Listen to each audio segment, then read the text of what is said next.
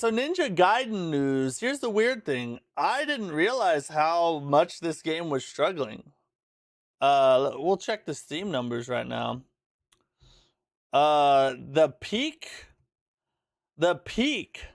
9 days ago on Steam was 11,217. Wow.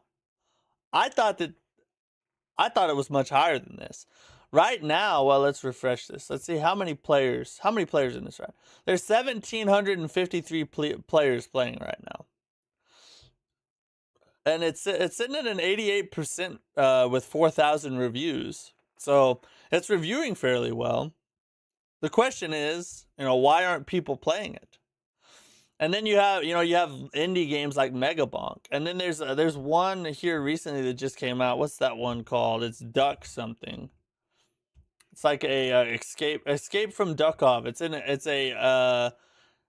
a escape from Tarkov like spin-off where you're a duck and it's like single player instead of multiplayer. And it has 106,467 players and peaked at over 300,000 players. So, which is crazy. I mean, and here's what I think is happening with stuff like this, because from what I understand, Ninja Gaiden is an awesome game. I haven't played it, but I've watched reviews and I've seen a lot of people talking about it. From what I understand, it's a pretty awesome game. Team Ninja is a great studio. I have 100% faith in them in creating a great game. So what's the issue? Why is there, the peak was 11,000 with Ninja Gaiden, and then you have Escape from Duckov at over 300,000 players? Here, let me just show you. Here, this is the difference right here. That's the difference. 1583 versus 69.99. That's the difference. I can guarantee you that's the difference. Because Escape from Duckov is a very low risk investment. People nowadays, the money's tight.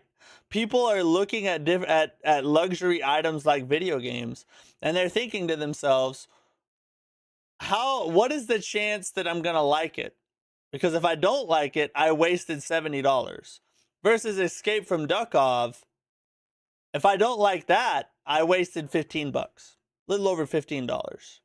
That's like a freaking meal from Burger King now. Like, it's nothing, right? In comparison to, a $70 AAA title like Ninja Gaiden 4. And I really do think that that's the thing. I don't think Ninja Gaiden I think it deserves many more players than 11,000. It sounds like it's a great game. I'm excited to try it someday. I would love to try this game. But I'm not going to lie. $70, I'm not as super excited about spending $70. Even though I know I'll play it and I'll probably enjoy it, I'm not excited about spending $70. And the reason I haven't bought it yet is because I know I don't have time to get to it right now. So why not wait and see if I can pick it up on a sale, or maybe I'll buy it when I have time. But something like Escape from Duckov, if I see hype around it, I see the Steam numbers, I see that a bunch of people are starting to play it, and it seems to have it's at a 94% after 30,000 reviews. I would drop $15 just to get it, whether I have time to play it or not, because I'll get around to it at some point. It's only $15, So I think what's happening is a lot of AAA games, even the good ones, are just pricing themselves out of the market now, because there are fun experiences being created by super small studios, single dev teams like Megabonk. And those games are out there, and you can spend, for the price of a meal from a fast food place, you can spend that much money and probably get, a couple hundred hours of enjoyment out of it, versus a AAA title that, if we're being honest, AAA gaming has been very hit or miss here lately. It's, titles like, Dragon Age Veilguard, Assassin's Creed Shadows, many more, Mind's Eye, a bunch of these games that have huge budgets but underperformed, or at least, baseline performed, but didn't perform near as well as they should have. I think that is causing a lot of people to lose trust in AAA gaming. Why am I going to throw $70 at something when I'm not even sure if it's going to be good?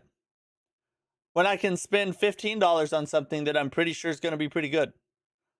Yeah, it's just I think AAA gaming needs to take a step back and reevaluate their cost to value proposition.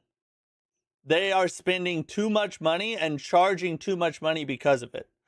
They're going to have to either create something so good that people are willing to take a chance on it and spend that much money, like Elden Ring, or they need to stop spending so much money.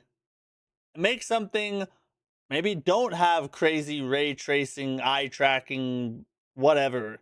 Maybe they just have, kind of decent graphics, something that looks good, and focus on the story and gameplay. Give us a really good game. Then maybe people would play it. But it seems like we're in the season of the indies now, ladies and gentlemen. And hey, I'm kind of here for it, to be honest.